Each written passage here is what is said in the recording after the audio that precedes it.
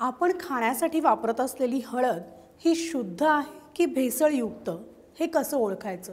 कारण हळद ही अनेकदा आरोग्यासाठी गुणकारी सुद्धा आहे। कदाचित याचा कधी तुम्ही विचारही केला नसेल, पण कच्ची हळद ही सोनेरी रंगाची असते आणि हळद खरेदी करताना चमचमता रंग पाहून ती घेतली जाते। पण कधीकधी कृत्रिम रंगांचा वापर करून ग्राहकांची दिशाभूल सुद्धा केली जाते। अर्थात याचे आरोग्यावर परिणाम होतात। तर आंतरराष्ट्रीय बाजारात हळदीला प्रचंड मागणी आहे आणि त्यामुळेच आता अधिक नफा मिळवण्यासाठी अनेकदा हळदीमध्ये भेसळ केली जाते। हळदीच्या पावडरमध्ये स्टार्च, कर्क्युमिन, सिंथेटिक आणि कृत्रिम रंगाची भेसळ केली जाते। त्यामुळे आता हळद घेताना रंगावर न जाता शुद्धता तपासून पहा। आणि या व्हिडिओतून हेच जाणून घेणार आहोत, शुद्ध हळद आणि भेसळयुक्त हळद कशी ओळखायची।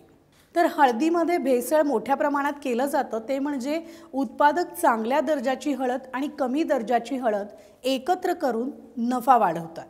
हळदीसोबत स्टार्च म्हणजेच पिठाचा वापर केला जातो आणि त्यासाठी गहू किंवा तांदळाच्या पिठाचा वापर केला जातो, जी वजनाला जड असते। हातात घेतल्यावर तुमच्याही लक्षात येईल। त्याचबरोबर तेलात विरघळणारी डाय मिसळल्यास हळदीच्या उत्पादनाचा खर्च कमी होतो आणि ते आरोग्यासाठी सगळ्यात धोकादायक असतं, कारण हे पदार्थ कार्सिनोजेनिक आहेत, म्हणजेच दीर्घकाळ वापर केल्यास ते कॅन्सरसाठी कारणीभूत ठरू शकतात। हळदीमध्ये कृत्रिम रंगाचा वापर केला जातो कारण ग्राहकांसाठी हळदीच्या रंगावरूनच त्याची गुणवत्ता ठरत असते। चांगल्या हळदीचा रंग हा गडद पिवळाच असेल असं अजिबात नाहीये, त्यामुळे हळदीच्या रंगावर अजिबात जाऊ नका। हळदीचा विशेष असा रंग नसतो।